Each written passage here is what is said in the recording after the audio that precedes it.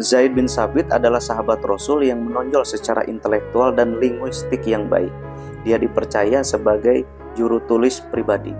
Dan dengan kemampuan bahasa yang baik, dia berhasil menguasai dua bahasa besar, yaitu bahasa Ibrani dan Suryani kurang dari 30 hari.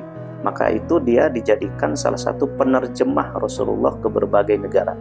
Kegigihannya saat menulis wahyu Allah saat bersama Rasulullah membuatnya sangat berperan penting dalam membukukan atau memushafkan Al-Quran. Dari mulai zaman Khalifah Abu Bakar sampai Khalifah Ali bin Abi Thalib, Zaid bin Sabit menjadi ketua tim perumus, ketua tim penulis dalam memushafkan Al-Quran.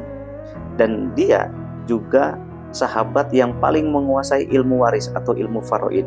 Nabi SAW bersabda, umatku yang paling menguasai ilmu faraid adalah Zaid bin Sabit.